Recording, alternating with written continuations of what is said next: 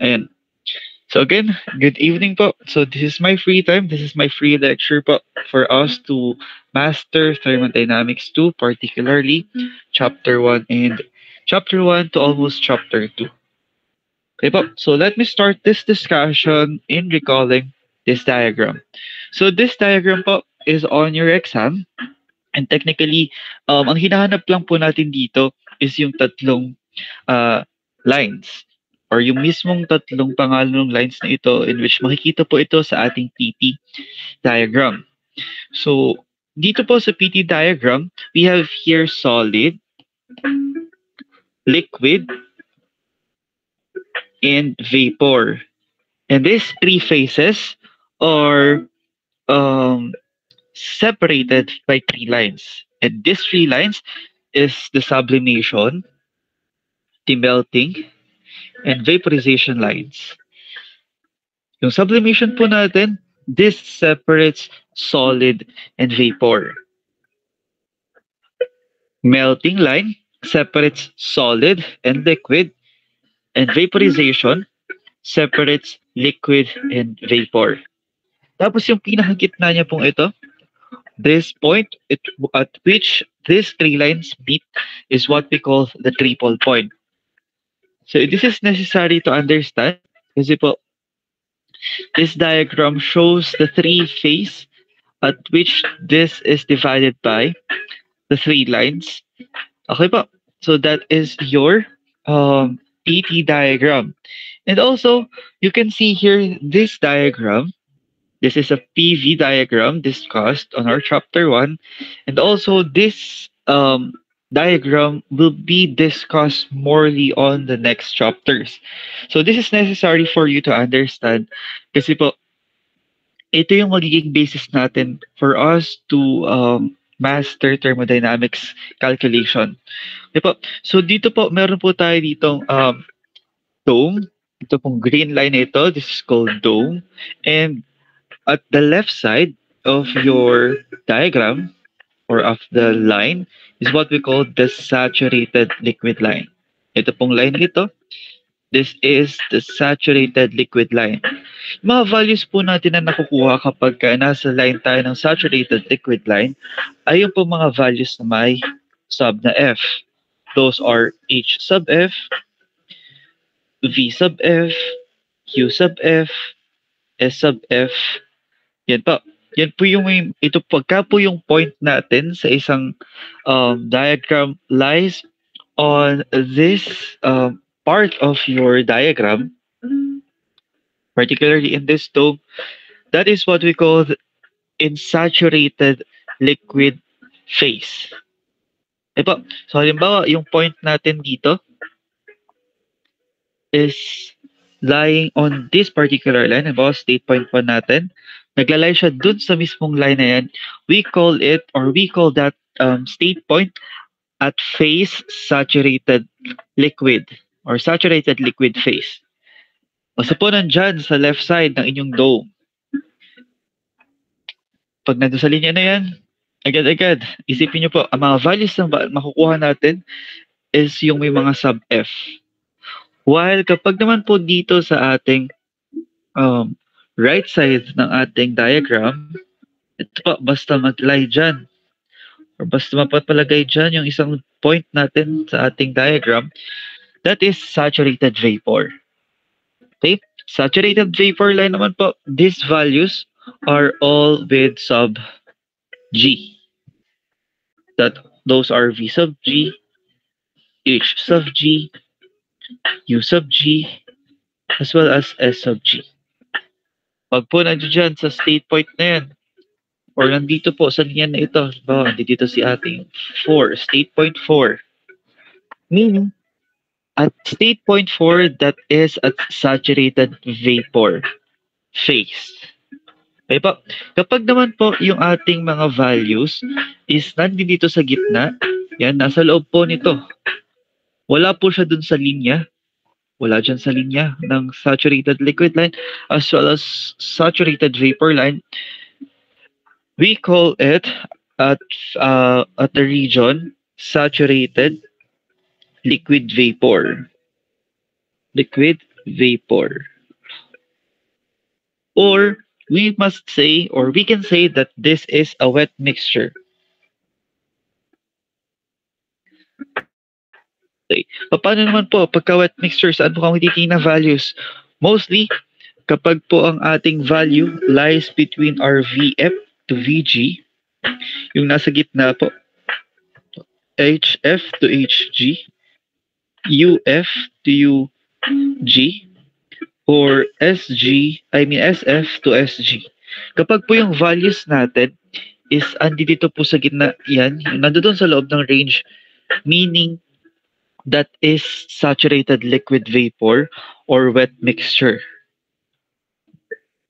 And then, kapag naman po ang ating values is nandito po sa leftmost ng ating diagram, particularly medyo mataas siya ng konti dito sa part na ito. Yan, andyan sa taas na yan. We call it compressed liquid region. And dito po sa values na ito, commonly, hindi naman siya natin nagagamit. So, wala siya masyadong sa table natin. Okay? And then lastly, we have here, this was what we call the superheated vapor region. And kapag po superheated vapor region, this value is greater than our VGs or yung mga G natin, mas mataas yung value niya. For example, our VG is 100. Kapag po superheated region, masasabi po natin yung superheated region siya kapag po ang halimbawa ating value is 101. Okay? Yung 101 po natin ito, meaning lumampas po siya doon sa VG natin. Therefore, we can conclude that this is superheated vapor phase.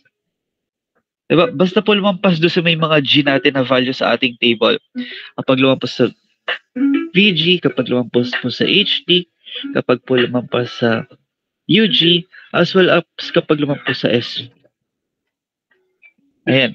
And then dito po, yung highest natin dun sa dome is what we call the critical point. This is your critical point. Yan. Yan po. So sana po malinaw kung paano po natin dinedetermine yung isang point sa isang diagram na katulad nito. Kapag naglalay siya sa ating saturated liquid line, pag po nasa gitna, which means kapag nasa wet mixture, kapag po nasa super saturated vapor line, as well as superheated vapor region. Okay? So, let's try to remember kung ano po ba yung ating mga narratives ng mga nakaraan. Okay, kapag po ang given sa atin is temperature, sa table 1 po tayo titingin. Okay? Sa table 1. Kapag naman pressure ang given sa atin, tumitingin naman po tayo sa table 3. I mean table 2. Okay? Just directly go to table 1 and if temperature, while kapag naman pressure yung given sa atin, diretso po tayo sa table 2. Okay pa? So yung temperature po natin, we have here the unit which is degrees Celsius. Yan po yung atin sa ating steam table, that is degrees Celsius. Kapag ka naman po pressure, that is MPa. Okay pa? Kapag po, yan po yung mga given sa ating steam table mismo. Yan po yung mga units. Minsan po sa ating mga problems, we have the pressure be given by bar. Kapag nagko-convert po tayo papuntang MPa, we just divide your MPa, I mean your bar, by 10. And this is the unit for MPa. Diba? Yung given bar lang natin na unit ni pressure is di-divide natin sa 10 or i-multiply natin siya ng 0.1 para maging megapascal. And then, kapag po tayo is nagsosolve or nagkakalculate sa isang formula, we use a pressure as kilopascal. Okay, kapag po halimbawa ang ating formula for workflow is PV, we use the unit for pressure as kPa. Kaya take note of that. Kapag nagsosolve tayo ng sa isang solution, we try to use the pressure in kilopascal.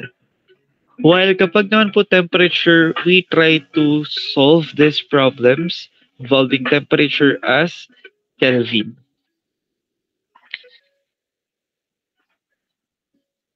Next, for superheated vapor. Sabi nga natin, kapag po lumampas yung value natin sa may mga G natin, such as VG, UG, SG, and HG, kapag po mas malaki dyan yung value ng ating given, meaning superheated vapor.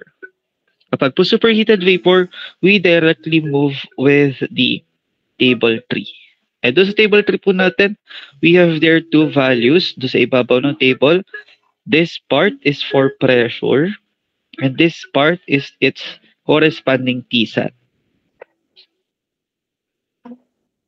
Okay? Moving forward, we have different units. So we have specific values and somehow I call specified values. Kapag po ang ating given is small letters, yan, H, V, S, and internal energy, that is U. These are small letters meaning specific values. Okay? Kapag po specific values, our units are with weight. May weight po ito. So halimbawa sa ating specific enthalpy, we have here the unit kilojoules per kilogram. For our volume, we have here cubic meter per kilogram. And for specific entropy, we have here kilojoules per kilogram Kelvin. And for specific internal energy, we have here unit kilojoules per kilogram. While kapag sinabi ko naman pong specified values, we have here capital letters. Okay? Hindi po siya specific. Capital letters.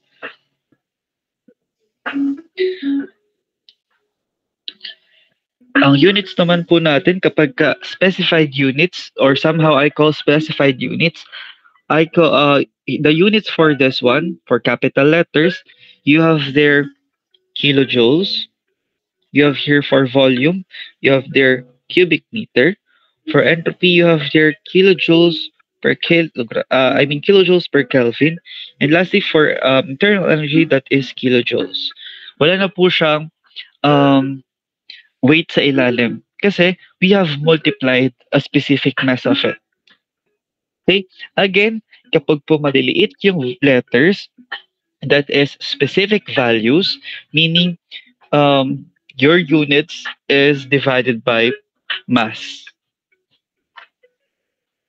And kapag naman specified values or somehow I call specified values, wala na po siyang mass or we have multiplied the specific values with its corresponding mass.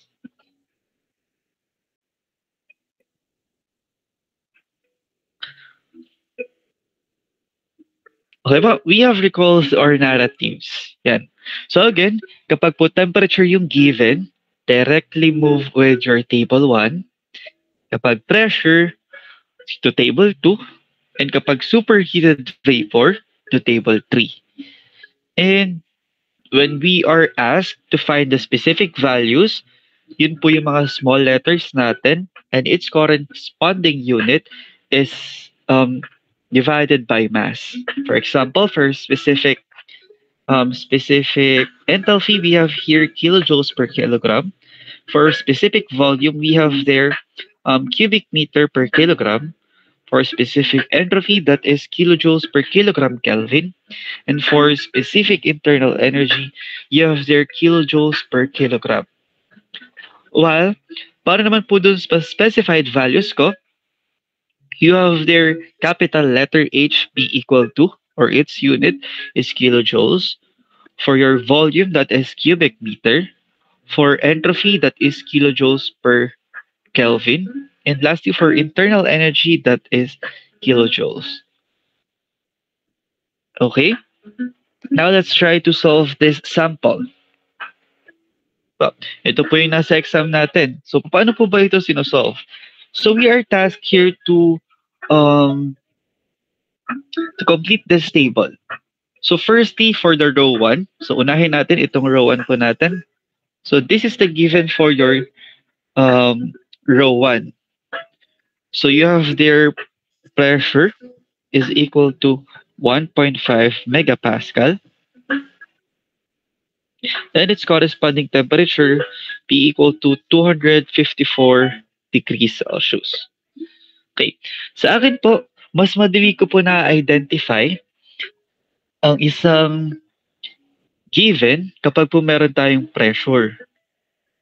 Or you can try to use your temperature. Depende po kung saan kayo masanay. So for me, masanay po ako na tingnan yung ating pressure. So, since ang gagamitin ko po is pressure, I will now proceed to our table 2. Okay? Using your table 2, I can now search or find for the value 1.5 megapascal. This is using steam table. So dun po sa steam table natin, makikita ko po ang TSAT ni 1.5 megapascal as TSAT be equal to 198.32 degrees Celsius. Yan. So dito po sa proofing natin for our row 1, so since we have their temperature given and we have find the TSAT, so we can now compare the values. Kapag po si T given natin is mas mataas sa ating TSAT, therefore, I can conclude that this is super heated vapor. Huwag po kakalimutan yung vapor kasi po meron po tayong dalawang klase ng vapor. We have the what we call saturated vapor, as well as we have there are what we call superheated vapor. Kaya po, wag po magkakamaling magsulat dun sa dalawa. That is superheated vapor as well as saturated vapor. Okay po. Dito po sa given ulit natin, I have used the pressure given, that is 1.5 megapascal. Since that is pressure, I can now proceed with table 2. Now let me get its temperature or saturated temperature or TSAT, that is 198.32. Since we do also have a given of temperature here, so I can compare our temperature given with a TSAT. Then, if your temperature or given temperature is greater than your TSAT, meaning that is superheated vapor. Kapag naman po equal, or if our temperature given is equal or TSAT at that specific pressure, that is a saturated liquid. Okay po. So now, alam ko po dito sa problem na ito is superheated vapor. Ngayon, you proceed with your table 3. Okay? Table 3. Yan. So from your table 3, mapapansin nyo po, or makikita nyo po sa inyong table 3, meron po kayo itong 1.5 megapascal, pero wala pong specific value for 254 degrees Celsius. So, kita nyo po doon, yung temperature natin doon is 250 as well as 260 lang. Yan. Wala pong exact 254. So, ano po yung gagawin natin? So, what we're gonna do is we'll do interpolation. Ano po? Mag-interpolate po tayo. So, paano po ba ginagawa yun? So, let's write all the values here first. So, for specific volume, your unit here is cubic meter per kilogram. So, yung given po natin dito for 250, that is 151.95 times 10 raised to negative 3. And for the other one, that is 155 0.59 times 10 raised to negative 3 for our internal energy. We have the unit for kilojoules per kilogram. Ang atin po ditong values is 2,695.3. We have also 2,000. Sorry, that is 2,713.4. And for enthalpy, we have also kilojoules per kilogram. That is 2,923.3 and 2,946.7. And lastly, for our entropy, we have their kilojoules per kilogram Kelvin. Okay, our values here is 6.7090 and the other one is 6.7535. Yan. So these values will be input on your calculator. So pumapayag naman po ako na ano na lang tayo, mag-caltech. Ano po, para mas mabilis natin siya makuha. Kasi time constraints yung mga exams natin. So from these values, you can try to use your calculator and try to use this one, mode. Then punta po kayo ng stat. That is statistics, or technically this is your tree sa inyong calcu. Then after pindutin or hanapin si stat, you can now proceed with your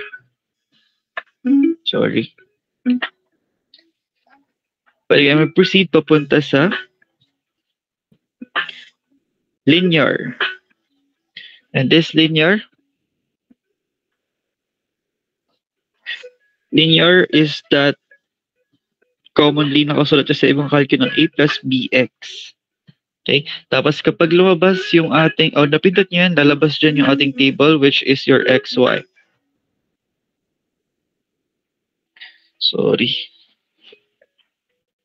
Lalabas dyan si x. XY na table. So dito, ang ilalagay nyo dito sa x is yung 250. Sorry. Ang isusulat nyo dun sa x natin, dito sa part na ito, is ito pong 250 at 260.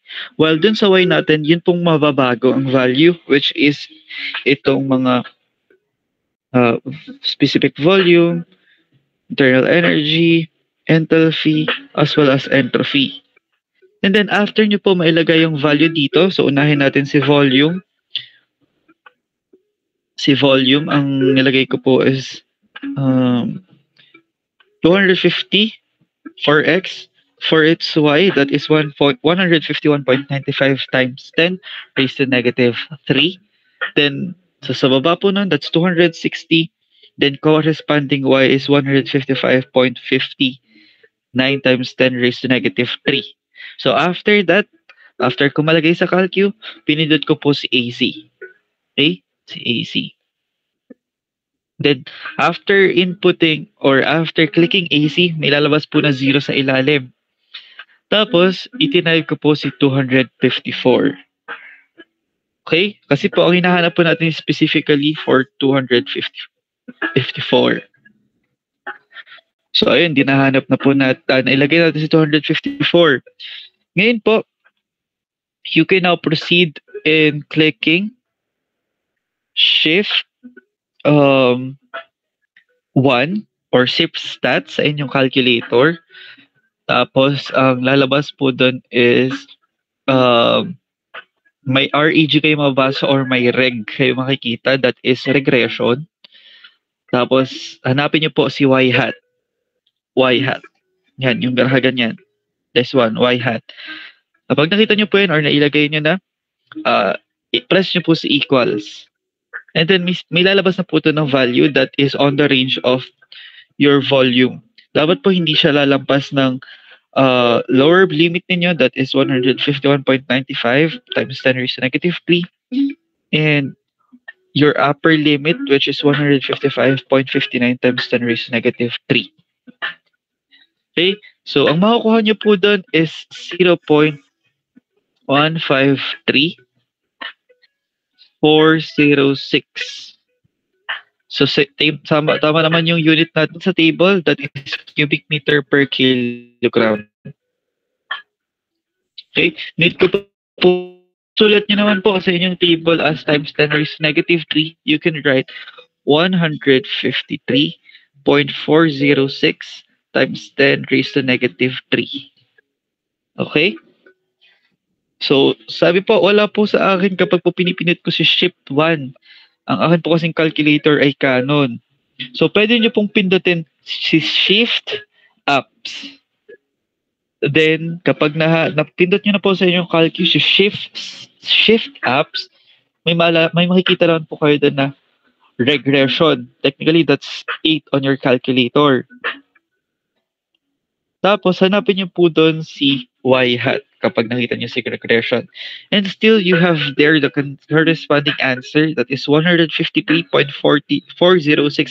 times 10 raised to negative 3 or 0.153406. Okay, now with your enthalpy, specific internal energy, just do the same and you'll get here a value of 2,702.54. Then doing the same, you'll get here the value for enthalpy as 2,932.66. And lastly, for entropy, that is 6.7268. Diba, wala po siguro nakapansin sa inyo sa exam natin. So, ang unit po kasi nito dapat is kilojoules per kilogram Kelvin. Okay po, we're good with our row 1 or yung una nating part ng table. Technically, ano lang siya, yung sample lang natin almost.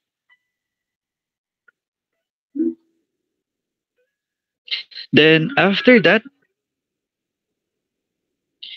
we also have the second row.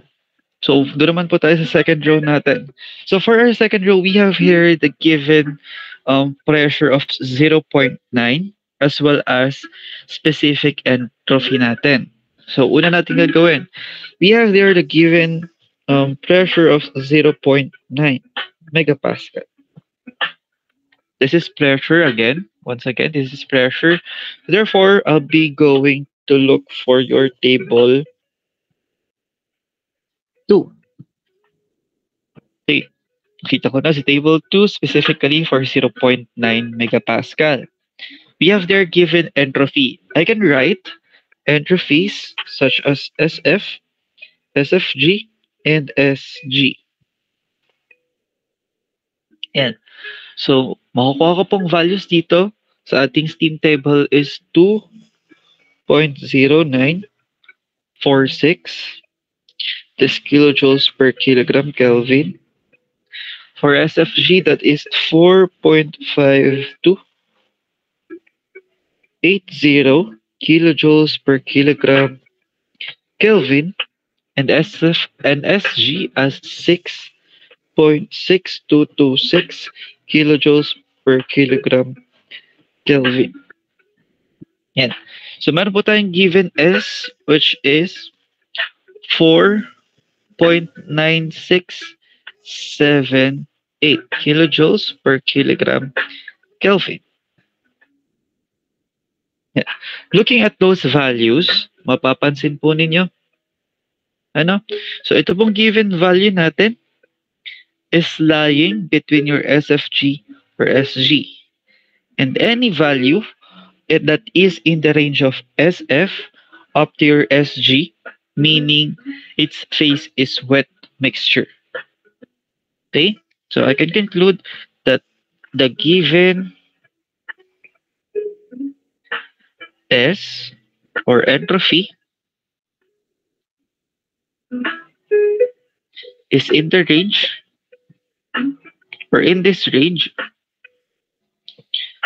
Therefore, this is wet mixture. Yan, wet mixture. Right, then alam na natin siya na wet mixture.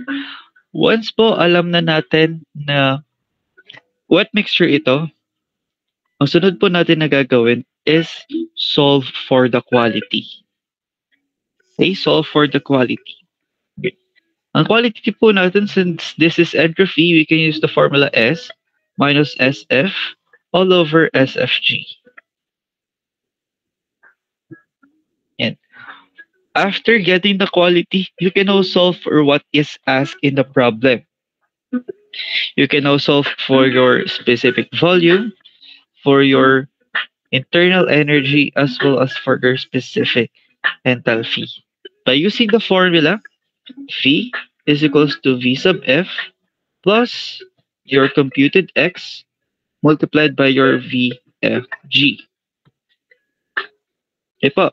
Wala po akong value ng VFG sa aking steam table. You can use the formula for VFG, and that is VG minus VF.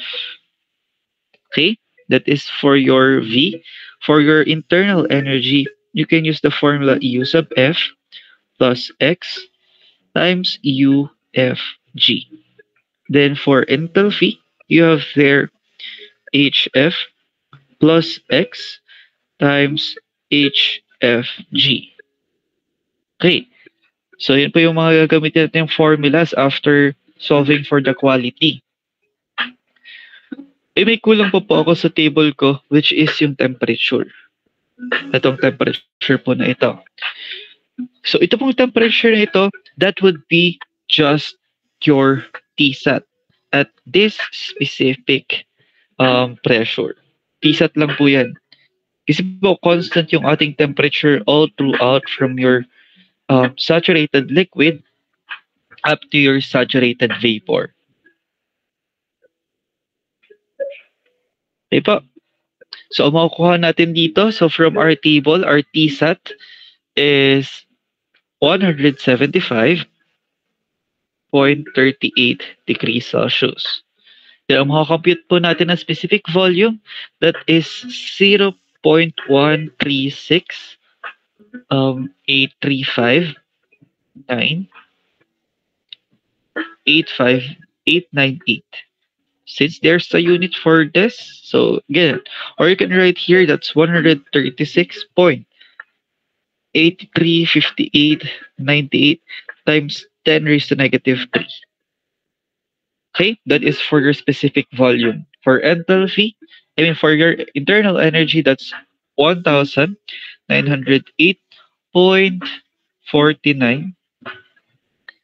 6413 kilojoules per kilogram. For your enthalpy, you have there 2,031.64 5486. And that is how you solve for the unknown values. Then yung phase po natin dito, we have concluded that its phase is wet mixture. Okay po, we're good with this solving for the phases and finding for the specific volume, specific internal energy, specific enthalpy, and a specific entropy. So, ganyan lang po. That is simple and dapat mabilis na kayo maghanap nito. So, sa exam naman natin, I am accepting a solution na yung formula lang, wag yun isulat yung value. Para hindi na kayo sa paper. Again, that's for my subject only. You can use formula and try to solve na lang or try to use Caltech. Okay? So, after mastering this one, yung paghanap na sa ating table, alam na natin kung ano yung mga phases, such as this one, itong ating mga shortcuts, yan. You are now bound to determine or to understand these processes of vapor. So sa process of vapor natin, we had five discussed. We have the constant pressure process, that is isobaric, your constant volume process, or processes, that is isometric, constant temperature processes, that is isothermal, and for the last two, that is adiabatic processes and polytropic processes. Okay, kapag bar, isobaric, constant yung pressure. Kapag isometric, from the word met or meters, cubic meter, so that's a unit of volume. Okay, isothermal, thermal, that is temperature. Kapag adiabatic, that is constant entropy. S1 is equals to S2. Or you can state it as S is equals to C. Then lastly, polytropic, you can try to write this one as PV raised to N is equals to C. Or P1 V1 raised to N is equals to P2 V sub 2 raised to N. And both our N's is equal at this point. Okay? So that is their processes. So in this process of vapor or in any other formulas to discuss here in thermodynamics, kindly take note of this formula. So when you are bound to compute for your W sub F or workflow, that is pressure multiplied by your specific volume. Okay, again, remember this formula po palagi sa thermodynamics. Your workflow is equals to your pressure multiplied by your specific volume. Secondly, you can solve the enthalpy using the formula H is equals to U, internal energy, plus PV. Okay po, tandaan niyo po itong formula na ito as this is very helpful in solving thermodynamic cycles. So, pwede ko po bang pagbalik-balik na rin yan sa enthalpy na formula? Yes, of course, you can. Pwede ko pong i-equal si U. So, you can transpose U to the other side of the equation and you'll get here H minus PV. We do know that PV is workflow. You can change this to W sub F. Then you can use the formula U is equals to H minus W sub F. Yan. Yung mga ganyan po. So you must know how to manipulate these formulas in order to get what is asked in a problem. Okay po. That's how those are formulas that you need to really understand. Okay. Now, let's have here the isobaric process or the constant pressure process. I have highlighted here the word bar, that is pressure. Okay? So sa isobaric, pansinin nyo po sa isang diagram sa kanyang PV. Ang kanya pong PV is straight line po itong kanyang diagram na ito or this process, meaning that is constant pressure.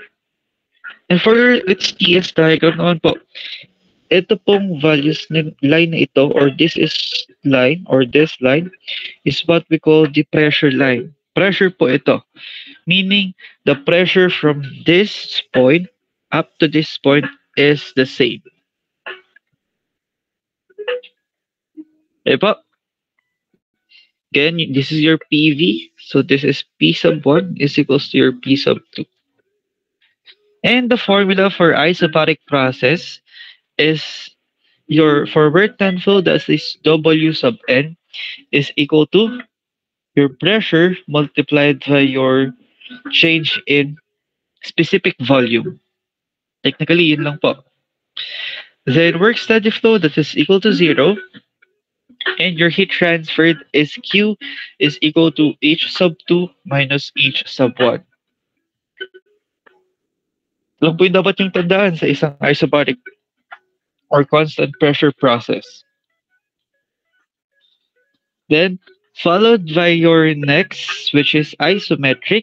So I have highlighted here the MER, that is a unit of volume, cubic meter. So means so this means this is constant volume process. So in a constant volume process, so mapansin nyo dito, straight naman ito pababa sa isang PV diagram. Meaning your volume here, specific volume particularly, is equal to each other. V sub 1 is equals to your V sub 2. Tapos dito, pansinin ninyo, meron po kayo sa isang isometric process na dalawang constant sa isang TS diagram. Yan. Kapag nakita niyo yun sa isang diagram, that means that is isometric. Okay? That is isometric. And sa isometric po natin, dalawa lang po yung formula na dapat nating tandaan. Ang work done flow po natin is equal to 0, while ang ating Q is equal to U sub 2 minus U sub 1. Okay? Yan po yung sa isometric natin. Dalawa lang yung need yung formulang tandaan. Then, next, we do have here the isothermal. So for isothermal, we have here three formulas. That is W sub N is equals to Q minus delta U. And for Q, we don't have the formula T multiplied to your change in entropy, or S sub 2 minus S sub 1. And for work steady flow, that is Q minus delta H minus delta K. And then, observe the PV diagram. So your PV diagram, you have there an inclined line. This is temperature line, meaning at this point, your temperature at state point 2 is equals to your temperature at state point 1. And for your TS diagram, you have there a straight line. This is straight line. Yan. Yan po, ito po mga straight line ito. Meaning po, doon sa mga pressure po na ito, its temperature is constant. Meaning at state point 2 up to state point 1, your temperature is constant. So let's just clear this one. Yung pressure po kasi natin is ganito po ang pagkakalagay sa isang steam table. Yung pressure natin, it as your red line. This is your P1. This is your P2. Yan, kanwala ito po yung ating P2. Yan. Ganyan po yung kanyang drawing. So, kapag po constant temperature isothermal, nagiging superheated po sa ating isang pressure. Okay? So, your state point 2 is equal to your state point 1. Yan. Remember, nakapag lumampas po sa ating dome, specifically sa right side, this is superheated.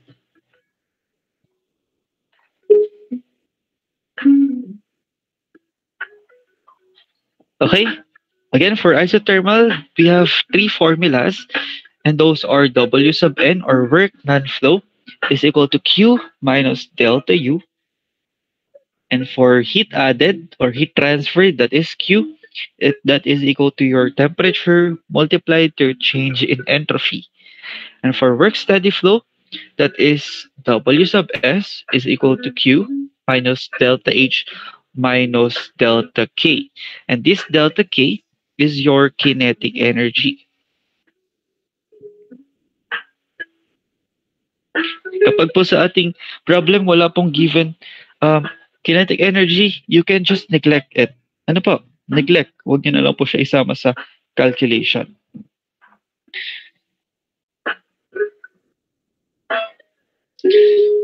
Next, for the Next process, we have here the adiabatic process. Okay, sa adiabatic process po, dalawa, that is reversible and irreversible. But let me just discuss to you the reversible.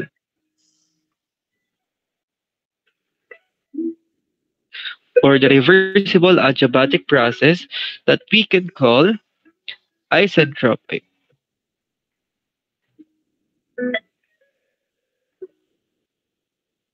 Okay, for isentropic process, we have here S sub 2 is equal to your S sub 1. Okay, again, sa isa pong adiabatic process that is reversible, we can also call it as isentropic process. And that is S sub 2 is equal to S sub 1, meaning your entropy is constant. Okay, sa atin pong formula, we have also 2 na dapat tandaan kasi po yung Q natin is just 0. Okay, for W sub n or work done flow, that is U sub 1 minus U sub 2. Na work steady flow po natin, that is H sub 1 minus H sub 2 minus delta K. Again, kapag po wala sa given natin or sa given na problem natin si K, we can neglect kinetic energy. Observing the PV and PS diagram, kapag po ganito ang ating drawing, yan, sa isang adiabatic process, sa PV, specifically, ganito po yung itsura ng constant entropy. Yan. Ganito po. Meron po tayo dun sa pressure 1 and pressure 2 na guhit na papaganyan. Nasa labas po ng dome. At yung isa nasa loob ng dome. So, pwede po ba mangyari na dito sa state point 2? Yes, pwede po. Depende po yan sa makukuha nating proofing. Yan, pwede din po ganyan. Pwede din po ba yun nandito? Yan. Pwede po. As long as the condition is satisfied. Then, kapag naman po kayo ay nasa adiabatic process, this would be just a straight line. Kasi po, equal yung entropy natin at this point and at this point. Okay? That is for adiabatic process of vapor. Specifically, isentropic process. Last but not the least is a polytropic process. So in a polytropic process, madali lang tandaan yung formula na ito. So we have the formula for W sub n, which is P2V2 minus P1V1 all over 1 minus n. And RQ is equals to delta U plus W sub n. And for work steady flow, that is W sub n multiplied to your n. So again, for polytropic process, this is PV raised to n, which is constant. Or P1 V1 raised to n is equals to P2 V2 raised to n. And this is equal. And okay. So, pwede po ba na ang maging drawing natin dito is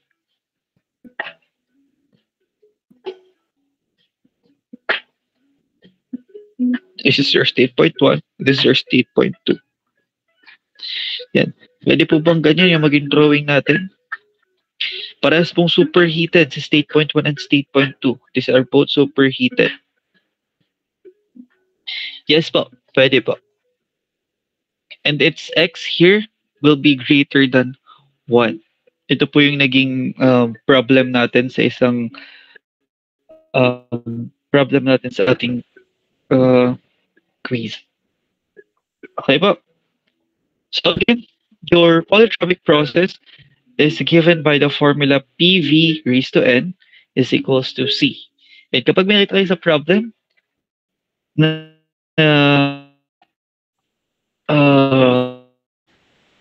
sa problem n, so it can be polytropic process, but please read first the problem. Okay, so ano po ba yung iba pa nating formulas na ginagamit? So we have the formula for x, that is, this is quality.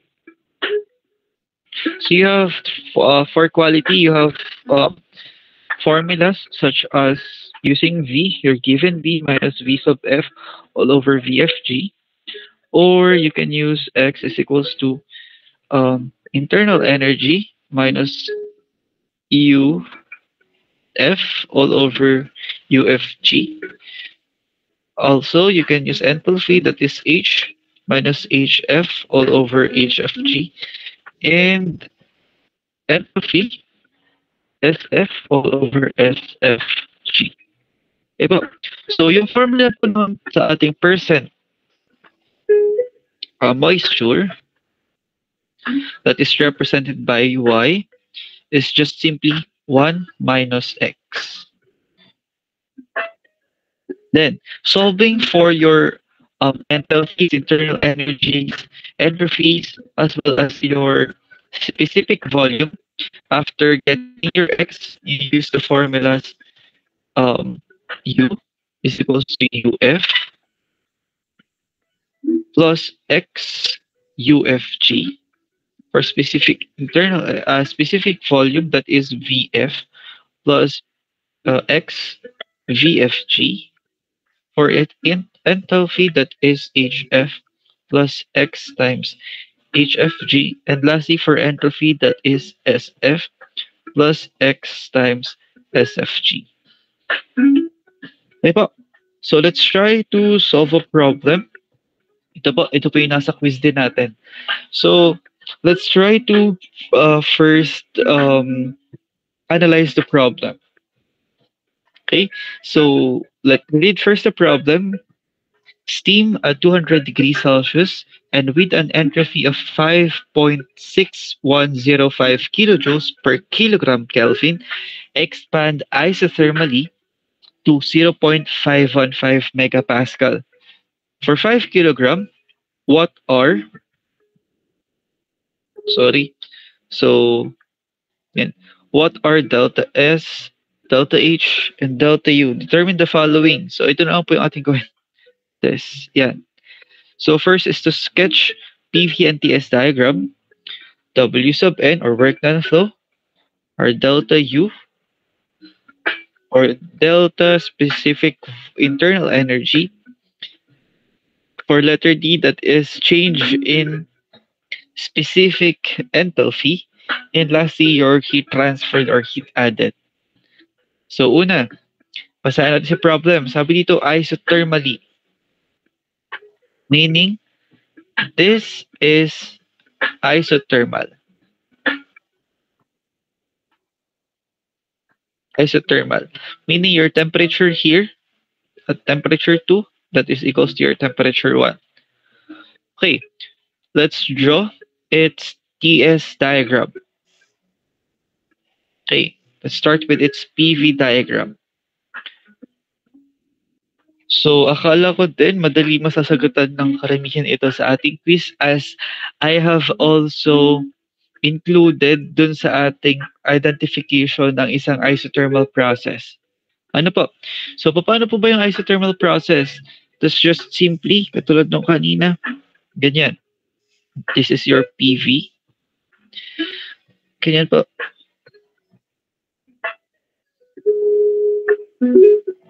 Yan. This is your state point 1. This is your state point 2. Ganyan lang po yung ating PV. Lagyan nyo lang din po ng label. Okay? So at this temperature, this is T sub 1 is equals to T sub 2, and that is equal to 200 degrees Celsius. And for our TS diagram, we have here a dome again. And a dome, simply just saying this is our pressure 1. This is our pressure 2. We have your constant temperature at state point 2 and constant temperature at state point 1, meaning this is a straight line. Yan. Ganun lang po yung TS diagram and PV diagram ng isang isothermal. Okay, after drawing this one, so we can now determine the other parts that is being asked. Then we have their givens such as 200 degrees Celsius, 5 kilogram. You have their given entropy that is 5.6105, as well as another pressure that is 0.515 megapascal. Okay, ano po nang gagawin natin after natin makuha yung mga given? So let me write here our givens.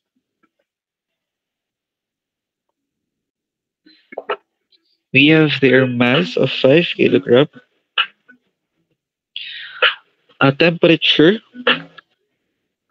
that is 200 degrees Celsius. You have there your given entropy at our first condition that is 5.6105 kilojoules per kilogram Kelvin. And the other pressure given, that is P sub 2, is equal to 0.515 megapascal. Okay, for our first condition,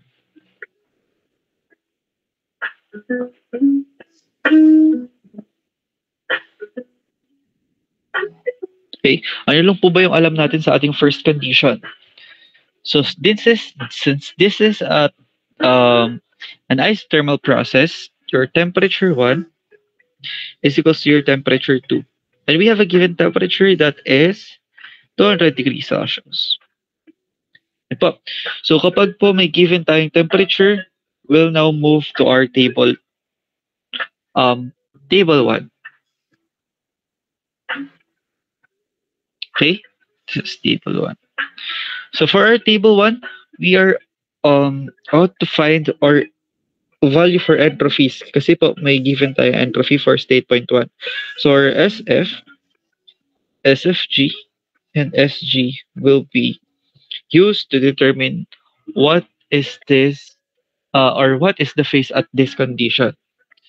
So una po natin si SF is 2.3309, that is kilojoules per kilogram Kelvin. Our SFG is 4.1014 kilojoules per kilogram Kelvin. And our SG is 6.4323 kilojoules per kilogram Kelvin. Okay, let's compare the given value, that is 5.6105, with our entrophies. So for this one, mapapansin niyo po, yung ating values for entropy and our given entropy is in the range. Therefore, we can conclude that the given entropy is in this range. Therefore, we can conclude that this is wet mixture. Okay, since this is a wet mixture, therefore, we can compute now for our value of x.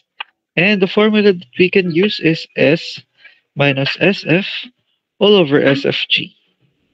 And I'll get here the value of 0.799 629 3948. And this is your quality. Okay? So after getting the quality, we can now solve for the values of V sub 1, U sub H sub 1, U sub 1 using a formula. So yung formulas po natin is yung ito mga formulas na ito. Try to solve this using those formulas. So you'll get your conditions for your specific volume be equal to V sub F, value of 0.1020725 283 cubic meter per kilogram. for your enthalpy, unahin natin si internal energy, that is 2,245.763405 kilojoules per kilogram. And lastly, our enthalpy is 2,400.29,076,7 kilojoules per kilogram. Okay? So yan, may mga values na tayo for our first condition. Pero hindi po natin alam yung ating pressure. Ano po yung gagamitin nating pressure since this is a wet mixture? Ang gamitin po natin dito is the PSAT. Okay? PSAT that is equal to your P1. That is for 200 degrees Celsius. 200 degrees Celsius, that is 1.5538. 1.5538. Your unit is megapascal. Okay, so we have here the condition for your state point 1.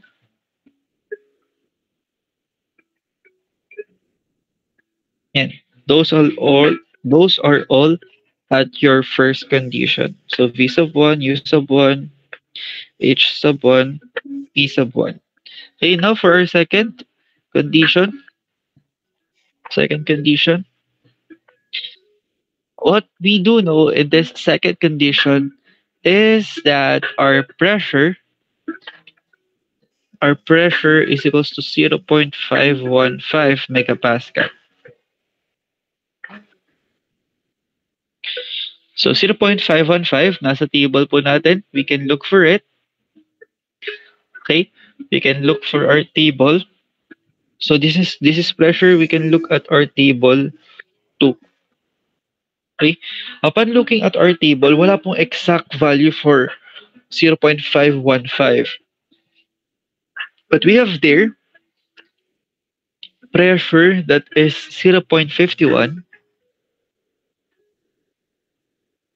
and 0.52. Okay, let's now get its T-sats corresponding. This is your pressure. This is your T-sat corresponding. Ang T-sat po dito is 152.60 degrees Celsius. And yung T-sat natin sa ating 0.52 megapascal is 153.34 degrees Celsius. Using your calculator, use interpolation, then you'll get a T-sat at 0.515 megapascal be equal to 152.97 degrees Celsius. Okay, comparing our T-sat computed with the temperature given, your T given is greater than your T-sat. Therefore, this is superheated vapor. Okay, this is superheated vapor. And kapag superheated vapor, let's proceed with table 3. Okay, on our table 3. Okay po? Table 3. We have their pressure that is not exactly 0.515 megapascal.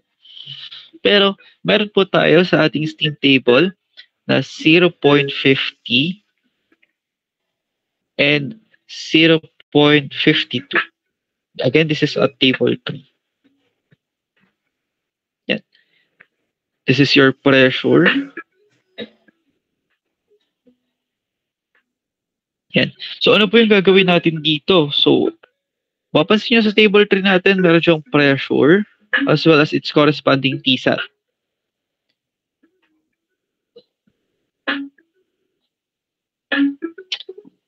Okay po. So, ang gagawin natin dito is since we haven't exact pressure at 0.515 megapascal. Pero may exact value tayo which is at 200 degrees Celsius. Yeah, at 200 degrees Celsius. Therefore, we can try to use interpolation once again. So ano po ba yung ating specific volume for 0.50 at 200 degrees Celsius? That is 424.9 times 10 raised to negative 3. And the other one is 408.1 times 10 raised to negative 3. Then after specific volume, we have our internal energy, which is 2,642.9 and 2,642.1. That is kilojoules per kilogram, and so on and so forth, up until makuha po natin si entropy. Then, we try to use again our interpolation, and ang makukuha po natin na specific volume is equal to 0.4123. That's cubic meter per kilogram, or internal energy 2 is equal to 2,642.3 kilojoules per kilogram. And for our enthalpy, we have there H sub 2 is equals to 2,854.575 kilojoules per kilogram. And lastly, for your entropy 2, that is 7.04435 kilojoules per kilogram Kelvin. Yan. So meron po tayo condition for first condition and second condition. So after getting those values, yan. So meron tayong first condition and second condition. We can now try to find what is asked in the problem. So we have sketched the diagram, and we can now solve for your letter B, which is W sub n, and its formula is given by Q minus delta U. Okay? So solving for Q muna tayo.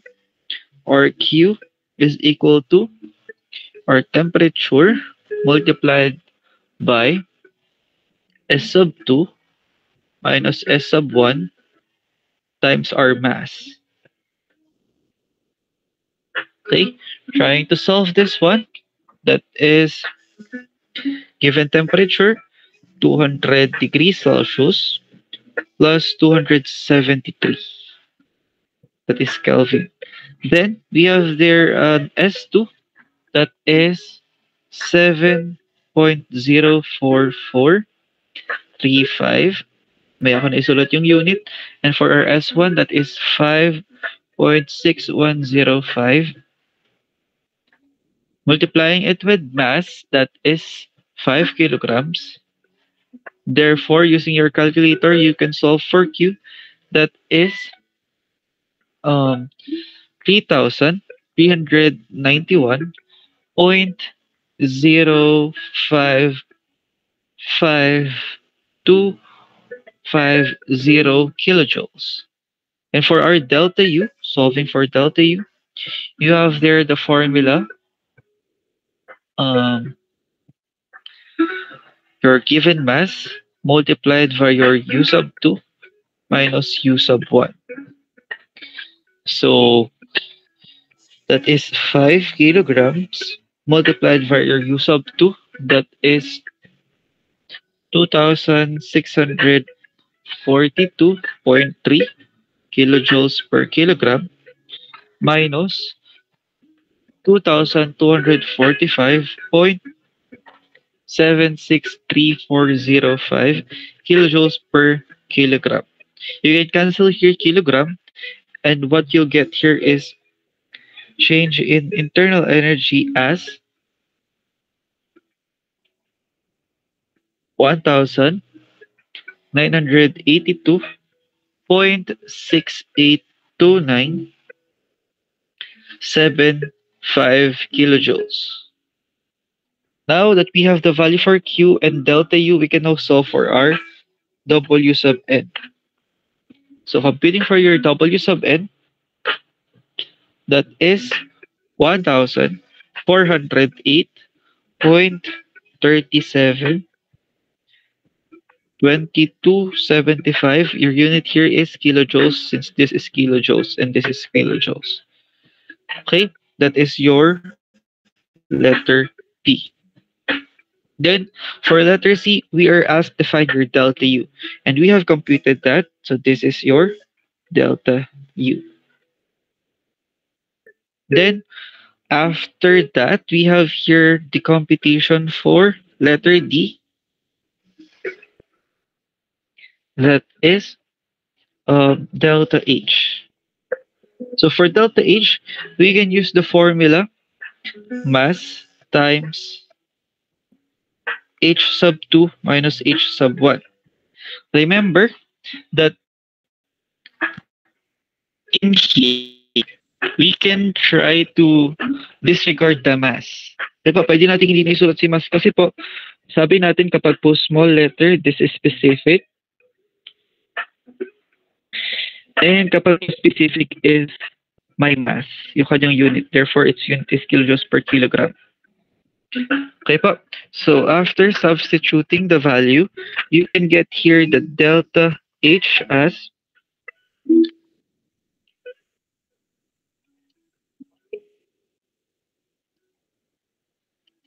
you'll get here 450.284233. That is kilojoules per kilogram. And I have also accepted the value na kinompute ko if na-multiply siya sa mass, and that would give us or 2,251.4265 kilojoules. Either of the two is correct po. Okay, and for our letter E, we are asked to compute for our Q. And this is our value computed for Q.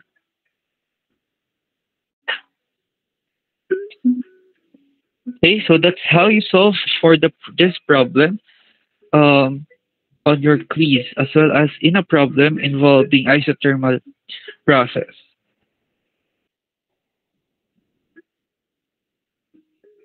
So right then, this is now for our chapter 3. We are asked to discuss the vapor power cycles. When we say vapor, ang common po na working fluid natin dito is steam. Diba? Pag po vapor power cycle, ang working fluid po natin dito is steam. Okay. Ito pong vapor power cycles natin is commonly ginagamit sa mga coal power plants, steam power plants, nuclear power plant, as well po as a natural gas power plants. So saan lang po ba nagkaiba-iba yung mga ganitong power plants? So nagkaiba-iba lang po sila sa mga nag-heat supply po natin. That is yung fuel. So halimbawa po, ang ating example na ito, ang fuel po na gamit niya is coal. So yung coal po natin na ito will define what power plant this is. Okay, so let's try. So this vapor power cycle using coal as a fuel. So this is a coal power plant. Okay po, kasi ang fuel natin is coal. Okay, so let's start with our state point 1. So from our state point 1, our fluid will now be moved to our boiler. So on our boiler, ano po yan? Naiipon po dyan yung ating fluid. So liquid pa po siya dito, or I may say this is at water level pa. Water point, water phase. Then, nilagyan po natin siya ng heat supply. Yung coal po natin, pinalilingas natin or pinaapoy. Then, ito po yung nagsusupply ng heat dun sa ating boiler. So on our boiler, iinit po yung tubig natin and mag-vaporize. And kapag po nag-vaporize na ito, naging steam na, it will now move through pipes papunta po sa ating state point 2 at which doon naman po papasok si turbine natin. Okay? On our turbine, dito naman po magpapaikot-ikot yung ating steam sa loob ng turbine. Dumadaan po siya sa series of blades. Again, dumadaan po sa series of blades yung ating steam. And then, di ba po, umiikot yung ating blades. This mechanical work will be converted or will be transferred into a generator, and this generator will now produce electrical energy. Yan. And so this part is not scope of our cycle. At sinabi ko lang para alam niyo po kung paano generate yung electricity. So then, yung steam po natin, as umiikot-ikot po yung ating steam sa loob ng turbine, may pipe po na lalabasan dito, yung ating fluid, which is yung steam. And then, yung ating fluid po will now move to our state point 3, which is our condenser. And dito po sa condenser na ito, tinatanggal naman po natin dito yung init. Okay? We are now here rejecting heat at our condenser. And kapag po natanggal na natin yung init sa ating steam, magte-turn po ulit siya papuntang liquid. Ay magiging tubig po ulit siya. So from our condenser, we will be extracting that fluid using our extraction pump.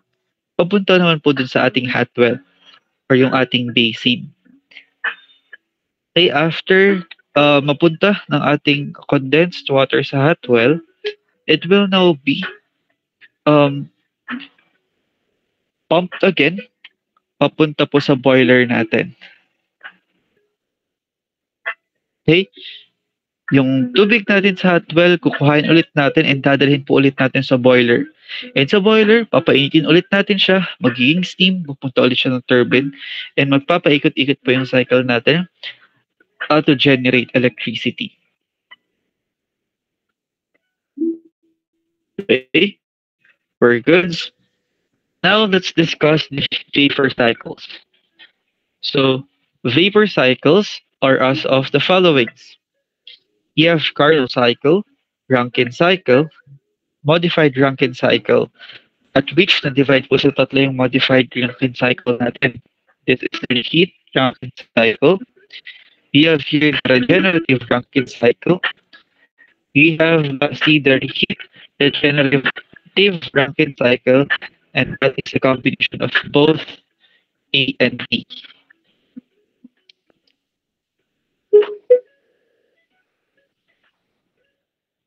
Okay, now let's discuss first the Carnot cycle. So si Carnot cycle po natin, this is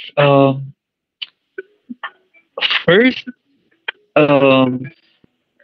model for vapor cycle, pero hindi po ito ginagamit. Bakit po? Kasi po, this cycle is damaging, or if the cycle works or used, masisira po natin yung ating what do you call this? Masisira po yung ating turbine as well as yung compressor. Okay, so let me try to discuss po yung ating diagram, which is the PV and TS diagram of a Carnot cycle. We have the first process, which is the isothermal expansion. So, isothermal, meaning your temperature 1 is equal to your temperature 2.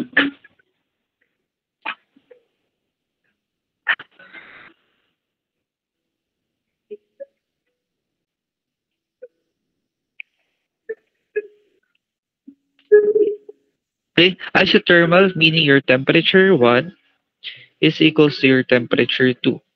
And this is expansion, meaning we have decreased our pressure here. Okay.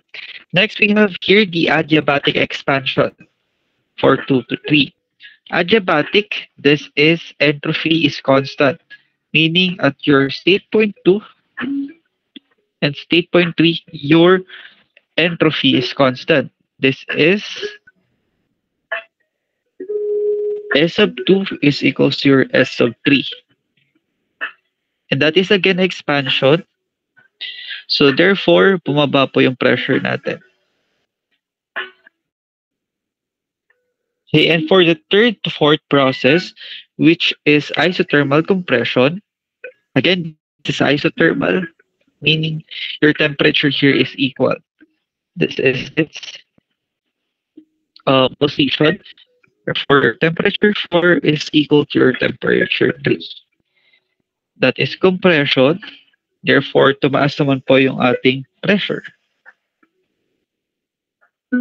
And lastly, your process 4 to 1 is adiabatic compression.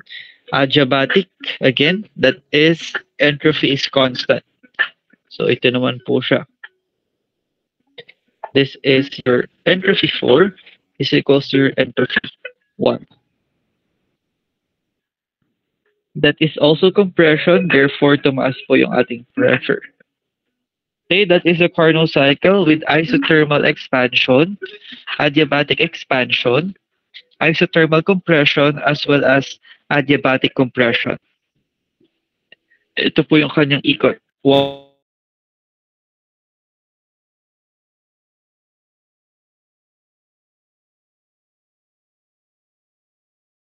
To our next slide, we have here the Carnot cycle. So meron po tayong 4 device in a Carnot cycle. Yan, 4 device. So ito po is yung ating boiler. We have our turbine. We have our condenser, as well as our compressor. Okay? Ito po yung 4 device natin sa ating Carnot cycle. We have boiler, turbine, condenser, and compressor. So saan po ba yung boiler natin? So our boiler is at points for process 1 to 2. Ito po. Ito po yung sa ating boiler. It's for boiler. Meaning, sa ating boiler, we have their temperature 1 is equal to your temperature 2. That also means that this is isothermal. Okay, isothermal expansion. Isothermal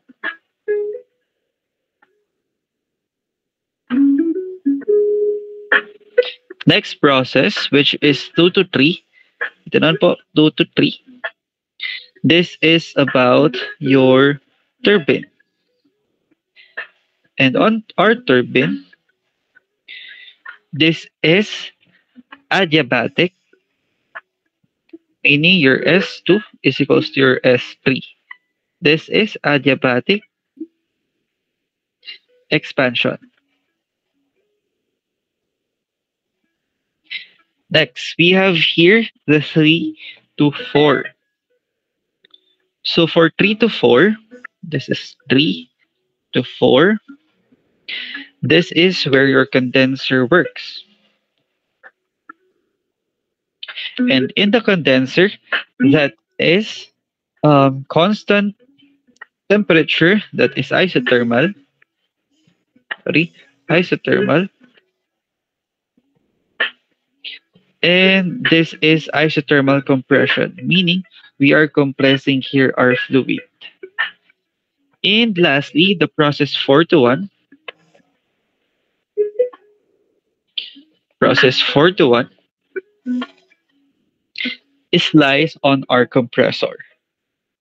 Dito man po. This is where our compressor works. And in our compressor, that is constant again your entropy. So that is S sub 4 is equals to S sub 1. This is adiabatic compression. Yeah. Ngayon, We do know what are those devices as well as kung ano po yung processes na meron sa kanila. Again, for our boiler, we have their isothermal expansion. For our turbine, we have their adiabatic expansion. For our condenser, we have their isothermal compression or isothermal compressing. And for our compressor, lastly, that is 4 to 5, that is adiabatic compression. Okay. From our discussion earlier, we have observed na kapag po naglalay siya dito sa line na ito, that means that is saturated liquid. Okay? And kapag naman po nandito sa line na ito, that means this is saturated vapor. And kapag nandito po sa gitna, yan, kapag po nandito dito, and this is wet mixture.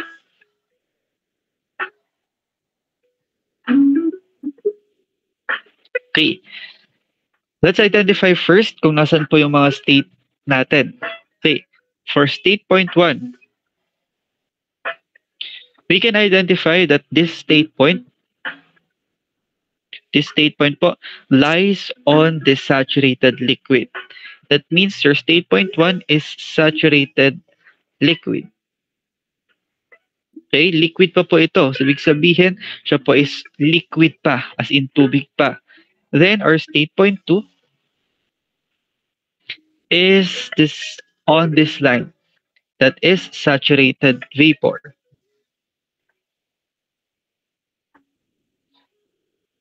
Okay, meaning, yun pong ating liquid na kanina sa state point 1 is purong tubig, is ngayon lahat steam na.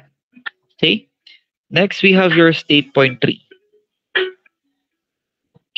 And our state point 3 is at the wet mixture region. This is wet mixture. Meaning, pag wet mixture po, magkahalo yung ating steam and liquid. Okay? Magkahalo si steam at water. Ganun. And lastly, for our state point 4, that's also in here. Therefore, this is wet mixture. Yan. So, dito po is wet mixture.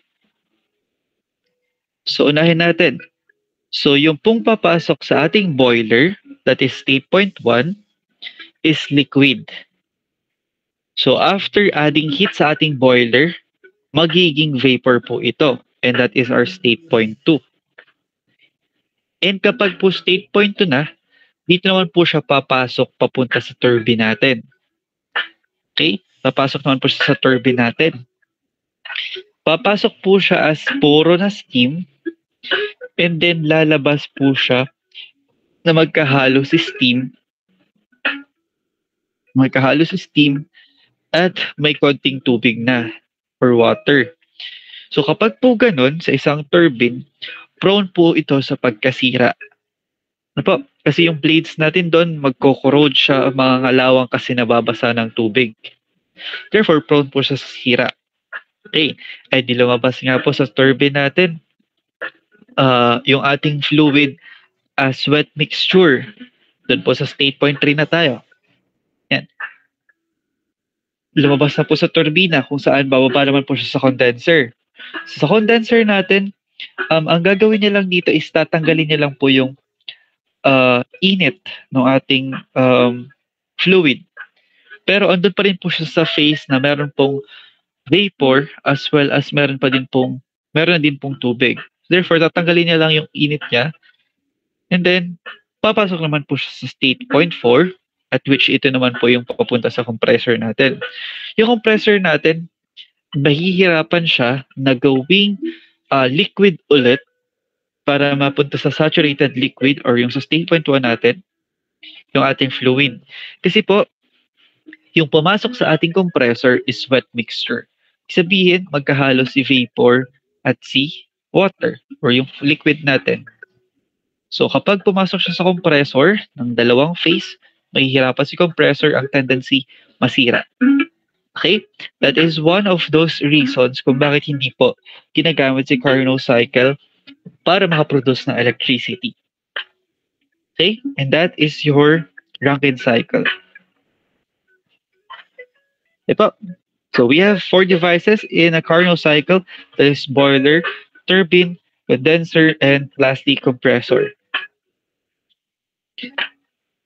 So for our next cycle, we have here the Rankine cycle. Okay? Mapapansin nyo naman dito sa Rankine cycle natin, medyo mas maganda na yung diagram natin. So in our Rankine cycle or this cycle naman po is the primary cycle that is used for steam generation or electricity generation. Ito po yung mga ginagamit ng mga power plants natin. This is the very simple Rankine cycle.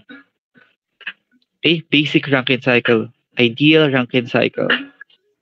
Okay, so in this Rankine cycle, we also have here four devices. So for our four devices, we do have there the pump, boiler, turbine, and condenser. Yan. So let me first discuss to you the TS diagram of it. So firstly is our isentropic compression. This one. This isentropic compression is done on a pump. Okay? Pump naman po. Kung kanina po sa ating Carnot cycle, that's compressor. Sa Rankine cycle naman, pump. Okay? So dito po sa ating pump, this is isentropic, meaning at state point 1 and state point 2, constant po yung ating entropy. And that is compression, meaning your pressure increases. Okay? Followed by our process 2 to 3. And this happens on a boiler. Okay, on a boiler. So dito po sa boiler natin, we have here constant pressure, and we have here heat addition. Saan nag-a-add tayo dito ng QA. Okay, so in a boiler, we have their constant pressure, meaning your P2 is equals to your P3.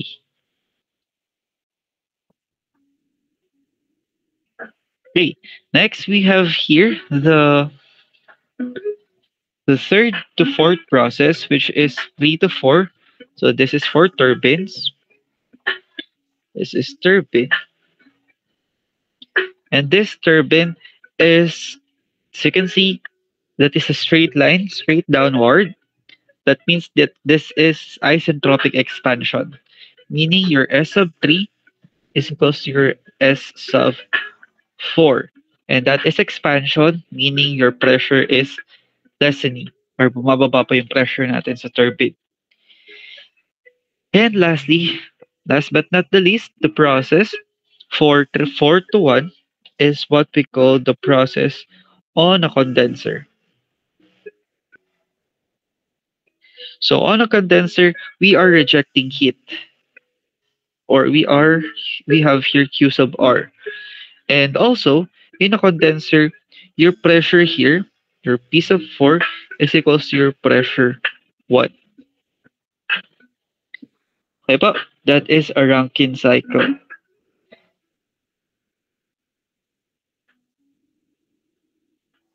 Okay. Ma-discuss ko lang saglit. So, dito po sa ating Rankine cycle, ito po, yan, itong linya po na ito, yung aking nilagyan ng black.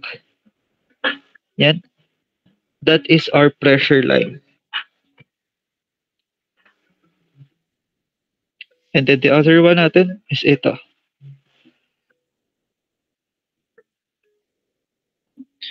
Okay, those are your pressure lines. Yung nasa taas po natin, that is P2 to P3. Or P2 is equal to P3. This is your higher pressure. Okay?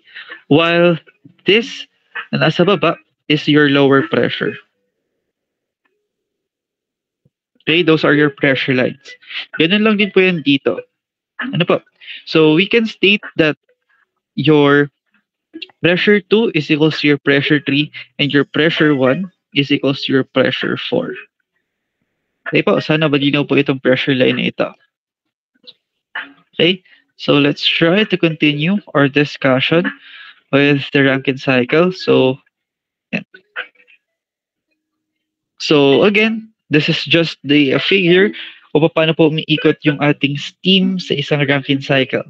So from your pump, yung tubig natin, pinump natin papunta sa boiler, and sa boiler pinainit natin si water natin, naging steam siya, then pumunta naman po siya sa ating turbine. And on our turbine, nagpaikot-ikot po siya sa mga blades natin. Then, na-release po ito as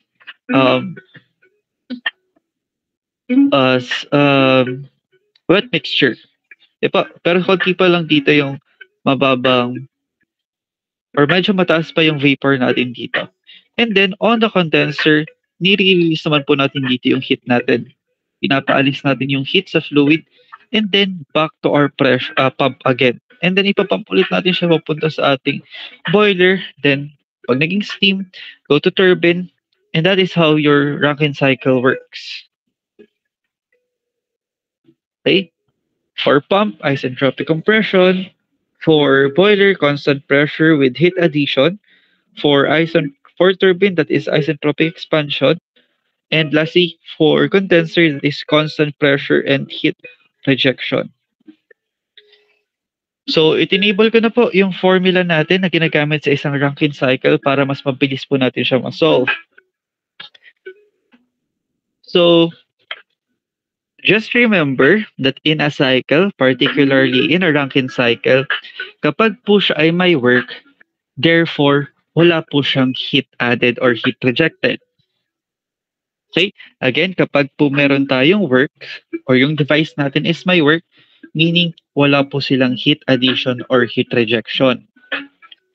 And if yung device naman po natin is may heat added or heat rejected, therefore, wala naman po silang work. Okay? Firstly, let me discuss to you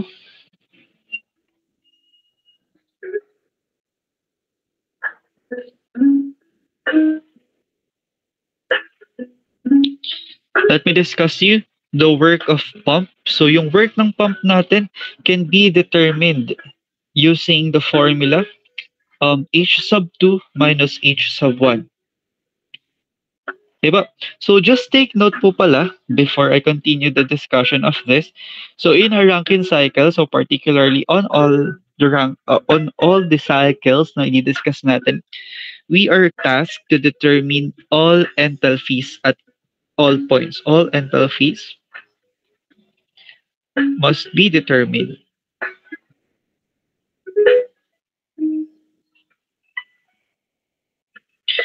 on all state points. Okay? So again, sa pump po, we have work for it.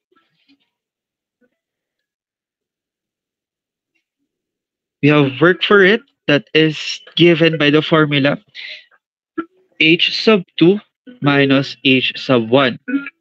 Or you can use the formula for pump that is equal to your specific volume multiplied for the given pressure 2 minus pressure 1. Then those are the formulas for your pump. And just to clearly say, ang ating pong pump is at this point. Ito po, binibilawan ko ito. Yan po yung ating formula. Meron po tayong 2 and meron po tayong 1. So let me just write it here. The pump, I can draw it as like this one. So you have there your state point 2 and state point 1. Our work here is equals to your H sub 2, this is for pump, minus H sub 1, or somehow your specific volume multiplied by your P2 minus P1. Okay? Next, we have the boiler. So for boiler, we don't have formula for work, but we have the formula for heat addition. So this um, equipment has a formula, that's Q sub in, or I can state po na this is Q sub A. Q sub A is equals to your H sub 3 minus H sub 2. Po. So that happens naman po dito sa part na ito. Yeah. So let me draw here a boiler. This is your boiler. Yan, kunwari boiler ito. This is your state point 2 and this is your state point 3. So your Q in here, or QA, is just your H sub 3 minus H sub 2. Okay, that is for your boiler. Next, we have the formula, or the next device is the turbine. And this turbine is represented by your process 3 to 4. Yeah. This is your turbine. Let me draw it here. Turbine. Yeah. So this is your third point, or state point 3, and this is your state point 4. Okay. So a work and a turbine is defined by the formula H sub 3 minus H sub 4. Kung ano yung pumasok, ito po yung lumabas. And the work for turbine is defined by the formula H sub 3 minus H sub 4. Okay? So, mas mataas po ba yung value ni H sub 3 kaysa kay H sub 4? Yes po. Kasi based po on our diagram, your H3 is the highest point. And your H4 is nandito po sa baba. Therefore, mas mataas po yung value natin ng H3. Therefore, positive pa din po si work ng turbine natin. Okay? Next is the last device, which is our condenser. Our condenser is on the process 4 to 1. Condenser. Condenser po natin is process 4 to 1. And kapag po, again, wala tayong work, meaning meron po tayong heat rejection. So in a condenser, we have heat rejection. And that is defined by the formula Q out, or Q sub R, is equals to H4 minus H1. So just simply QR is equals to your H4 minus H1. Okay. So again, these are the formulas used in a Rankine cycle. We have the device pump, boiler, turbine, and condenser. Okay po. So lastly, we have here the Rankine cycle, specifically discussing the thermal efficiency, or how to compute the thermal efficiency. Okay, yung efficiency po natin, so commonly, all of the efficiencies na ginagamit nating formula is the output over input. Okay, ganyan po lagi. Tandaan nyo po, our efficiency is equal to output over input. Kung ano yung ating naging output, i-divide po siya sa natin so kung ano yung ating input. Okay, that is a common idea for computing efficiency. So in a Rankine cycle, we are tasked, or we are always asked to compute for thermal efficiencies. So these thermal efficiencies are defined by the formula N sub TH is equals to your work net over Q sub in. Okay? Your Q in, again, you can define it again as your QA or QA. And then you can also use the formula for thermal efficiency as 1 minus Q out all over Q in. Okay? Kapag Q out, you can state it as QR. And pag Q in, that is Q sub A. Okay? Take note that you can also compute for WorkNet using these formulas. Your WorkNet is equal to your Q sub in minus Q sub out. And your WorkNet, again, can also be computed using your works or the formula for work ng turbine as well as work ni pump. Okay po? We're good? So that's 9:46 ngayon po. So I'll try to make a separate video for sample problem in a Rankine. So para po mabalikan nyo siya later on. Ano po? So if you do have questions on what I have discussed, so if i-ask nyo po, if i-upload ko po itong PowerPoint nito sa ating classroom, yes po, I'll try to upload it. Okay po. So, yan. Thank you for attending this rapid recall. So sana po mas naintindihan nyo na ngayon kung paano po nagsosolve ng thermodynamics. So sana master po ninyo ito kasi if hindi nyo po ito alam, medyo mahihirapan po tayo sa mga susunod. Diba? So thank you for attending this session. So I hope talaga na nag-grasp ninyo yung idea kung paano nagsosolve ang thermodynamics. Ano po? So if you do have questions, clarifications, or concerns, don't hesitate to ask me through Google Chat.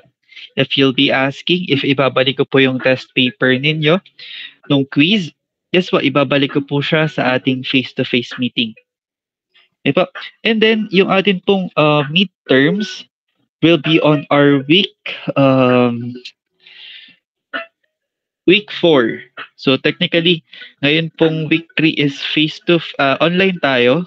Yung sa ibang section, online po tayo. So, dun po tayo sa face-to-face week natin. So, ganun din po yung sa isang section na face-to-face tayo kapag add. So, next online week naman natin yun. Again, week 4 po yung midterms natin. Kasabay po natin na mag-exam yung ibang section natin nagtitake din ng thermodynamics. Diba? So that's all for this rapid recall. So thank you po and have a great night everyone. Thank you po. Salamat po, Ras. Salamat po. Salamat po, sir. Salamat, sir. Thank you po, sir. Thank you po, sir.